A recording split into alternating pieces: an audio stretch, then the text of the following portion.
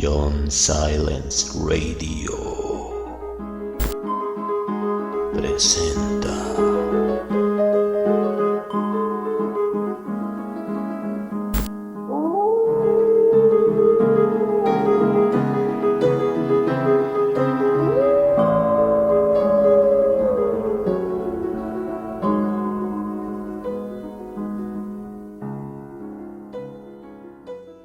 En el capítulo anterior, un joven es cautivado por una extraña presencia femenina.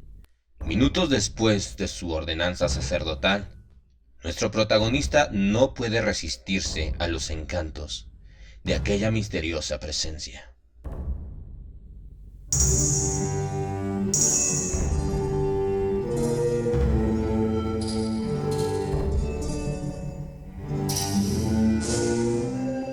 De Théophile Gautier, La muerta enamorada, radionovela. Capítulo 2, en la voz de John Silence.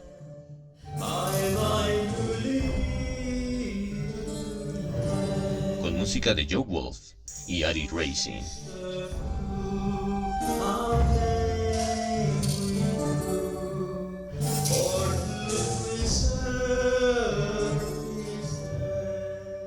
Al día siguiente, Serapión vino a buscarme.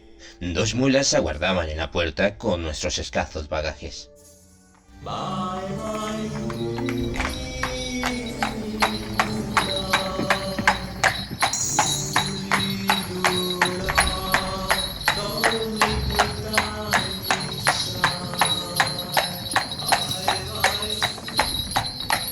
Recorriendo las calles de la ciudad, escrutaba ansiosamente cada ventana para ver si en ella aparecía Clarimonda, pero todavía era muy temprano y la ciudad no había abierto aún los ojos. Mi mirada trataba de penetrar más allá de los cortinados que cubrían las ventanas de los palacios a lo largo de nuestro camino. Serapión debió sin duda atribuir este interés mío a la admiración por la elegante arquitectura de aquellos lugares, porque demoraba el paso de su cabalgadura para darme tiempo de ver todas las cosas.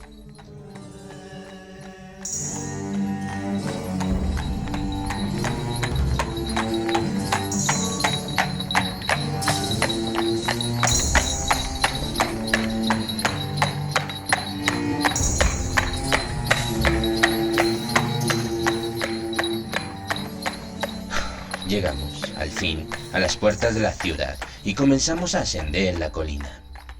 Desde la cima me volví una vez para ver de nuevo los lugares en que tal vez vivía Clarimonda. La sombra de una nube cubría toda la ciudad. Los techos azules y rojos estaban dispersos en una media tinta general sobre la que flotaban con blancos copos de espuma los humos de la mañana.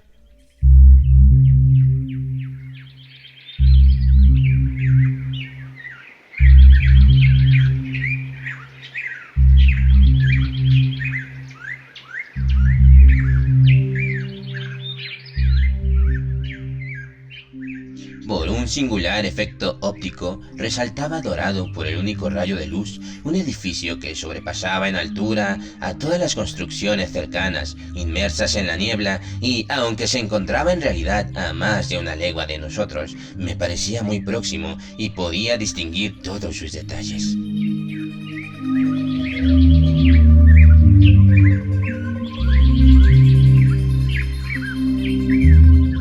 ¿Cuál es aquel palacio iluminado por el sol?, pregunté a Serapión.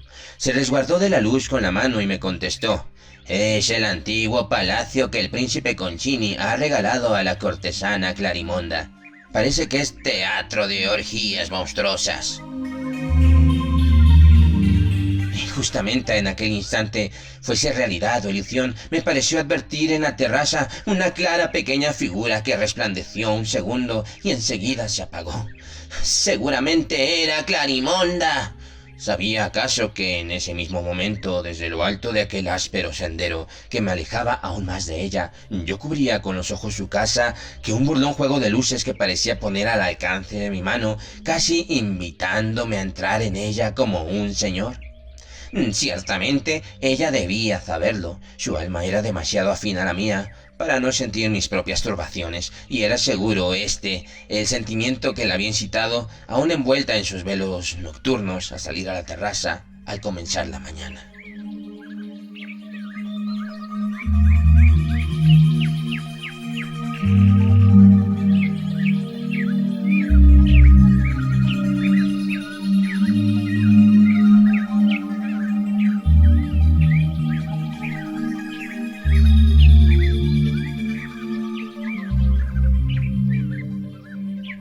La sombra engulló también el palacio. Delante de mí quedó solamente un océano inmóvil de techos. Lo único que podía distinguirse era una ondulación montañosa. Serapión estimuló a su mula y la mía la siguió. Una curva del sendero quitó para siempre de mi vista la ciudad de S, a la que no debía ya volver.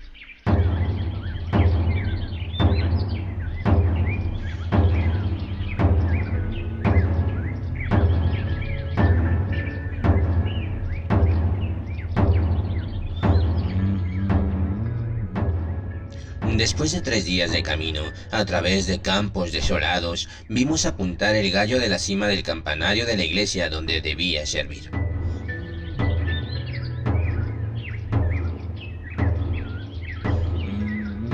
Tras un sendero tortuoso, rodeado de cabañas y corrales, nos encontramos ante el edificio, que no era para nada magnífico. Un vestíbulo ornado con algunas nervaduras y 2 o 3 pilares de cerámica grosamente tallados, un techo de tejas y contrafuertes de arenisca igual al de los pilares. Era todo. A la izquierda, el cementerio lleno de hierbas, con una gran cruz de hierro en el centro. A la derecha, a la sombra de la iglesia, el presbiterio, muy mísero y sin nada. Era una construcción de extrema sencillez y de una árida dignidad. Entramos. Algunas gallinas picoteaban sobre la tierra algunos granos de arena. Acostumbradas aparentemente al negro hábito de los eclesiásticos, en nada se extrañaron con nuestra presencia y apenas se molestaron para dejarnos pasar.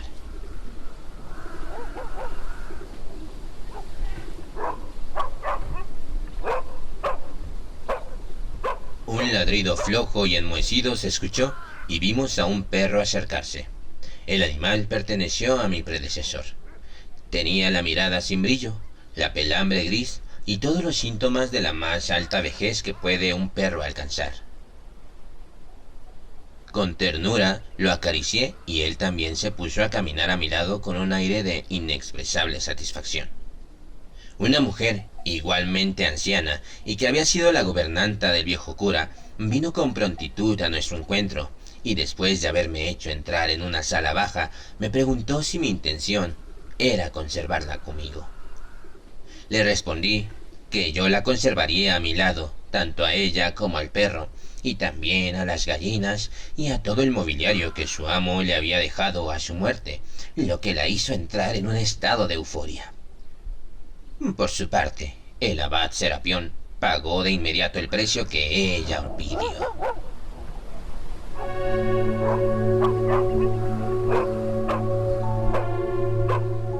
Arreglada mi estancia, el abad Serapión regresó al seminario. Por tanto, quedé solo y sin más apoyo que el mío propio. El recuerdo de Clarimonda volvió a obsesionarme y a pesar de los esfuerzos que hice por rechazarlo, no siempre lo logré.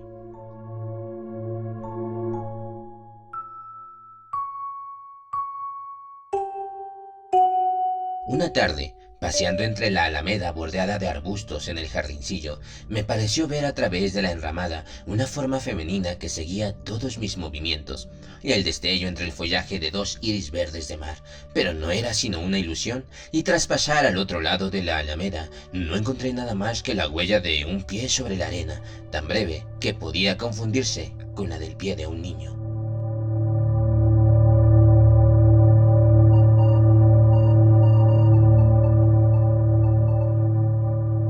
El jardín estaba rodeado por muy altas murallas. Registré todas las esquinas y rincones, mas no había nadie. Jamás pude explicarme tales circunstancias que, por lo demás, no fueron nada comparadas con los extraños acontecimientos que me iban a ocurrir.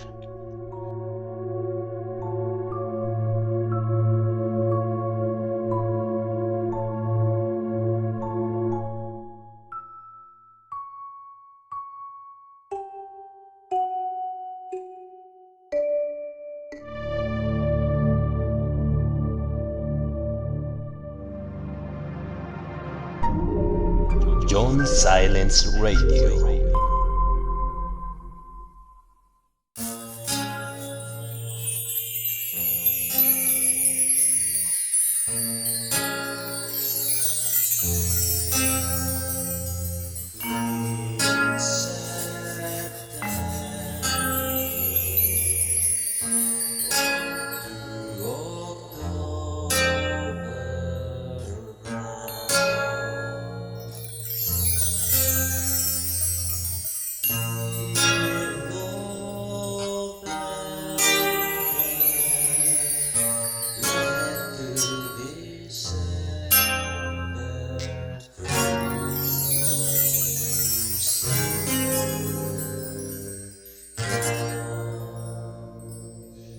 Y así viví más de un año, cumpliendo con exactitud las obligaciones de mi estado.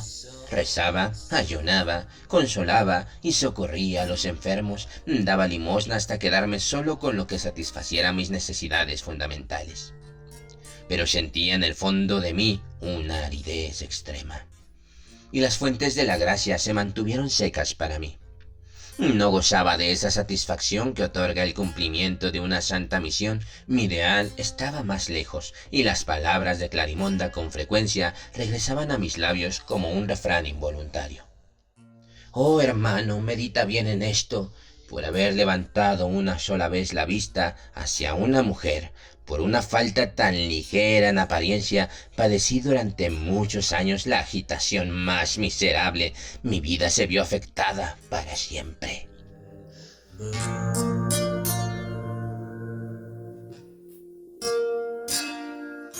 No me detendré más en esta serie de desafíos y sobre victorias anteriores, seguidas siempre de las recaídas más profundas. Pasaré de inmediato a una circunstancia decisiva.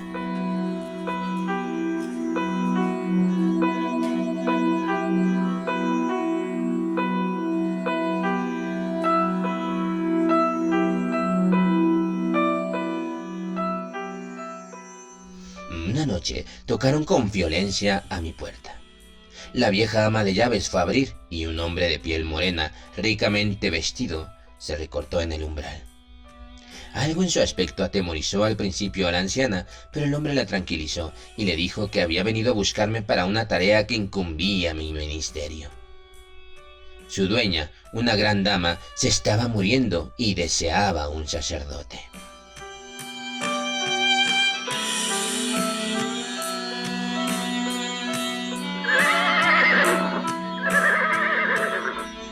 Tomé lo que iba a necesitar y me di prisa en seguirle.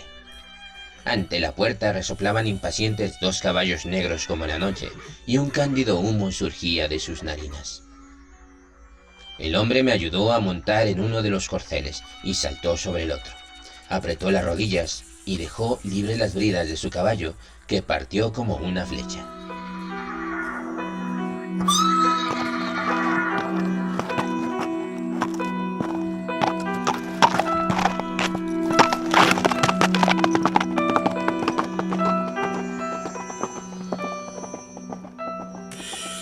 El mío lo siguió, devorando el camino. Veía la tierra desaparecer bajo nosotros, gris y surcada. Los perfiles oscuros de los árboles huían a los costados como un ejército en derrota. Atravesamos un bosque tan sombrío y gélido que me corrió por la piel un escalofrío de terror supersticioso. Las centellas que las herraduras de nuestros caballos arrancaban a las piedras formaban tras de nosotros una estela de fuego, y si alguien hubiera podido vernos a mí y a mi guía en aquella hora de la noche, nos habría tomado por 2 espectros a caballo en un hinco.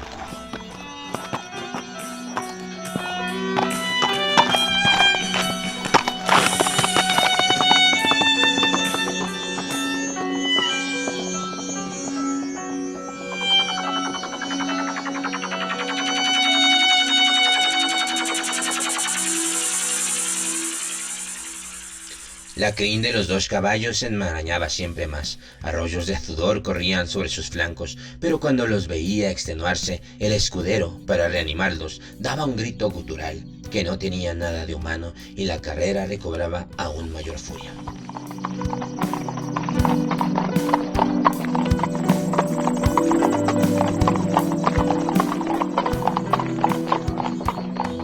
paso de nuestras cabalgaduras resonó más estrepitoso sobre un piso ferrado y pasamos bajo una siniestra arcada oscura que se abría entre dos inmensas torres. En el castillo reinaba la gran agitación. Bandadas de domésticos, antorcha en mano, atravesaban el patio en todas direcciones y luces diversas salían y bajaban lentamente. De modo confuso pude entrever inmensas arquitecturas, arcadas, columnas, rampas, un conjunto de construcciones digno de un palacio real.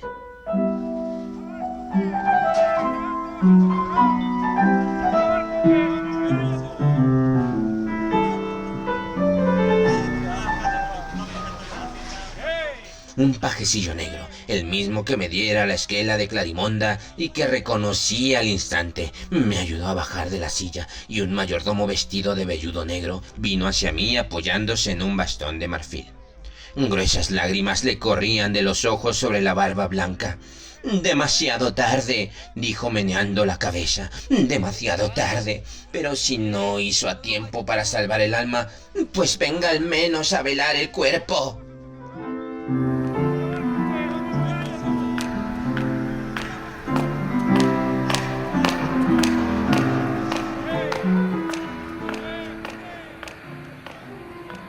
Me tomó de un brazo y me condujo a la cámara mortuoria. Yo lloraba tanto como él porque había adivinado que la muerta no era otra sino que mi querida Clarimonda, tan desesperadamente amada. Me arrodillé sin atreverme a mirar el catafalco que se encontraba en medio de la estancia y me puse a recitar los salmos con fervor, agradeciendo a Dios haber puesto una tumba entre aquella mujer y yo, lo que me permitiría citar en mi plegaria su nombre, ahora santificado.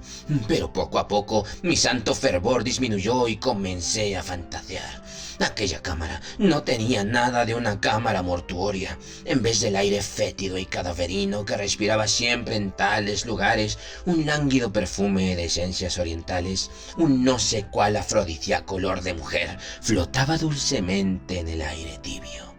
La pálida luz de la estancia parecía más bien una iluminación sabiamente dispuesta para la voluptuosidad que el lívido reflejo que de ordinario palpita cerca de un cadáver.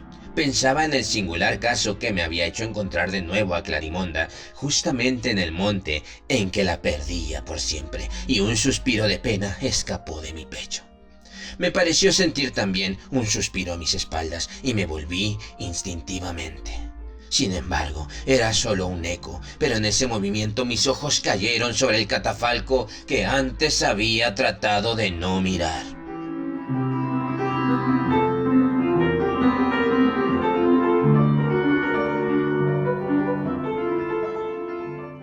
Las colgaduras de damasco color púrpura dejaban ver a la muerta, extendida con las manos juntas sobre el pecho. Estaba cubierta de una sábana de lino, de una blancura deslumbradora, que resaltaba aún más al lado del color sanguíneo de las colgaduras y tan sutil que no lograba ocultar nada del seductor relieve de su cuerpo. Antes bien se dijera una estatua de alabastro, o mejor, una joven durmiente sobre quien hubiera caído la nieve.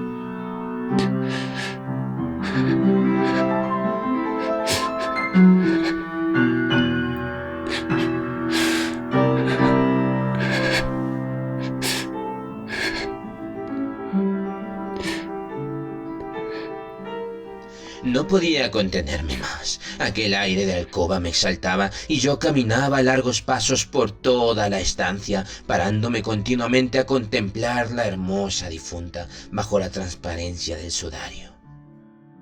Extraños pensamientos pasaban por mi mente. Me imaginaba que no estuviera realmente muerta y que todo fuese una maña suya para traerme al castillo y hablarme de su amor. Y luego me dije, ¿será de verdad Clarimonda? ¿Y qué pruebas tengo de ello? El pajecito negro podría haber cambiado de amo. Soy un loco en desesperarme así. Me aproximé al lecho mortuorio y miré con intensidad aún mayor la causa de mi tortura. Debo confesarlo, la perfección de sus formas me turbaba más de lo que fuera el caso, y ese reposo era tan semejante a un simple sueño que cualquiera habría podido engañarse.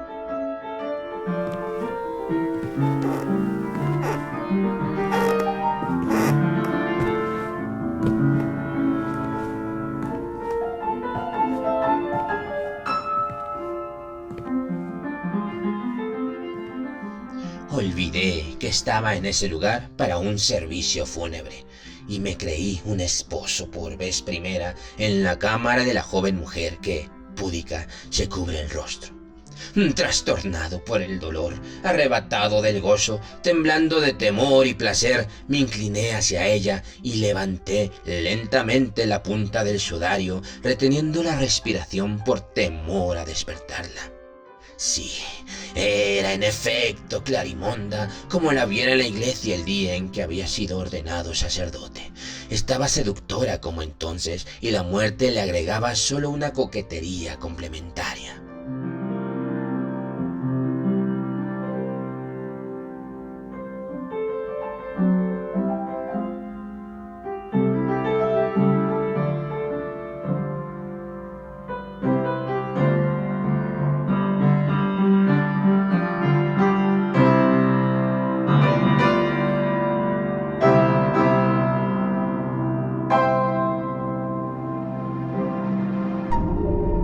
John Silence Radio.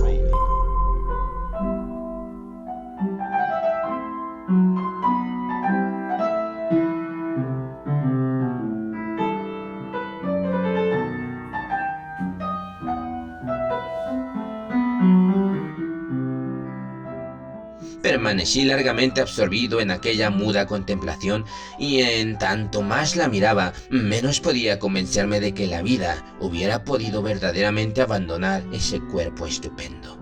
Le toqué ligeramente el brazo. Estaba frío, pero no más que su mano cuando rozaba la mía bajo el portal de la iglesia. ¡Oh, qué amargo sentimiento de desesperación y de impotencia! ¡Qué agonía aquella vigilia!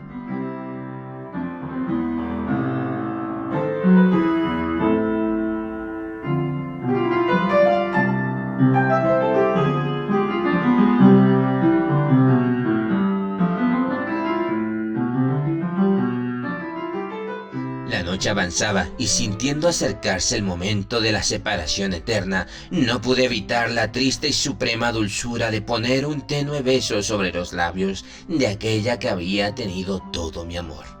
¡Oh prodigio! Una leve respiración se unió a la mía y los labios de Clarimonda respondieron a la presión de mi boca.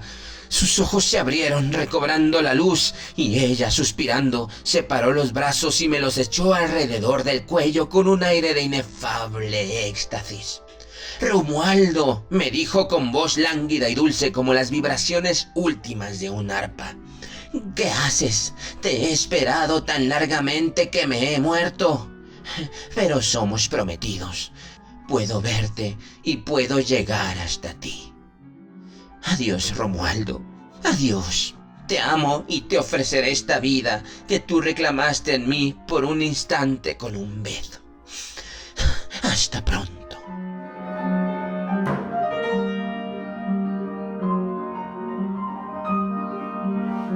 Reclinó hacia atrás la cabeza mientras sus brazos aún me apretaban.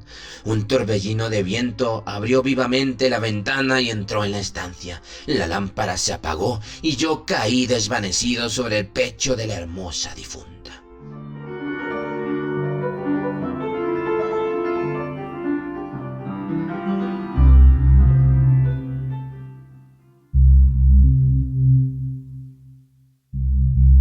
Cuando volví en mí, me encontré tendido en mi lecho, en el pequeño dormitorio de mi presbiterio. La anciana ama de llaves se afanaba en la habitación con senil agitación, abriendo y cerrando gavetas o mezclando polvillos en los vasos.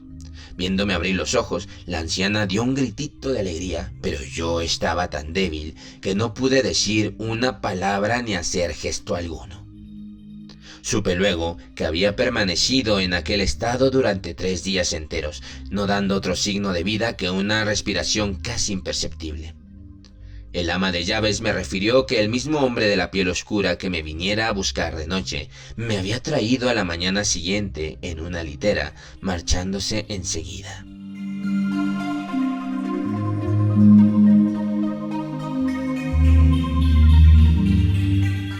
Apenas pude discernir las ideas. Repasé mentalmente todas las circunstancias de aquella noche fatal. Al principio pensé que quizás había sido víctima de una ilusión, pero la existencia de circunstancias reales y palpables destruyó bien pronto esta hipótesis. Sencillamente, no podía creer que había soñado desde el momento que el ama de llaves había abierto la puerta al hombre de los caballos negros, del cual recordaba solo un poco. Sin embargo, nadie sabía de la existencia en el entorno de un castillo semejante a aquel donde volviera a ver a Clarimondia.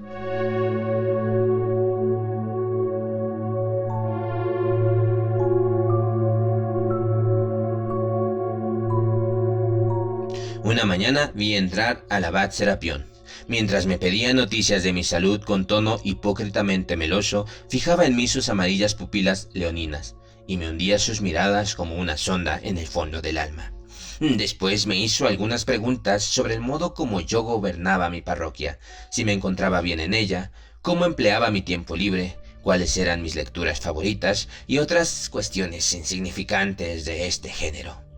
La conversación no tenía, es evidente, ninguna relación con aquello que en realidad él había venido a decirme. De pronto, sin preámbulo alguno, como si de improviso se hubiera acordado de algo que temiera olvidar, me dijo con voz clara y vibrante que resonó en mis oídos cual las trompetas del juicio final.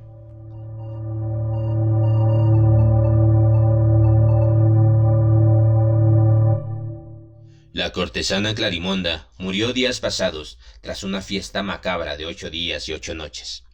Ha sido cosa fantástica e infernal.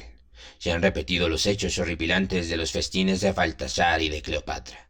Los invitados habían sido esclavos de piel negra que hablaban una lengua desconocida y que a mi entender no eran sino simplemente demonios. Sobre Clarimonda han corrido muchas extrañas leyendas y todos sus amantes han terminado de manera mísera o violenta. Se ha dicho también que era una vampira, pero para mí es Belcebú en persona.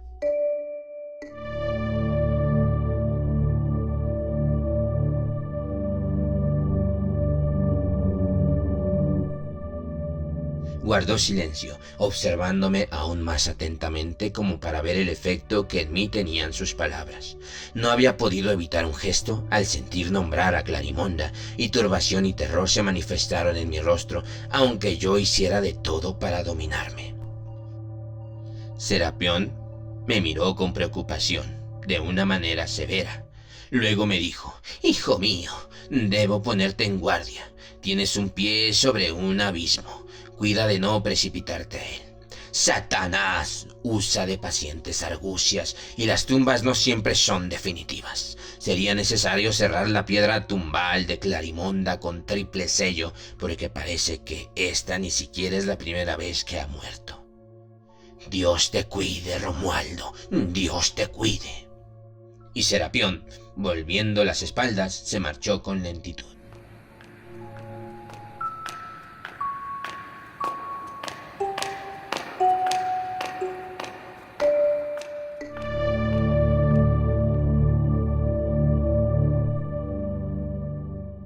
¿Qué pasará con el cura Romualdo?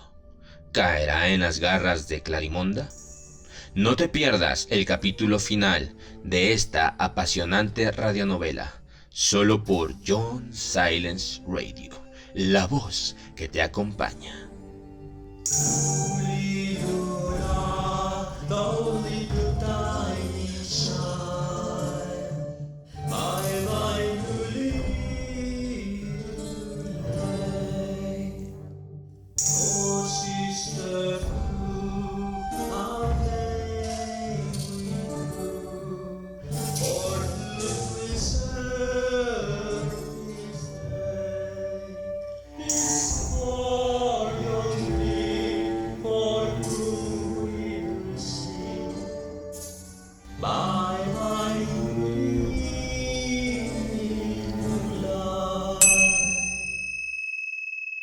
John Silence Radio.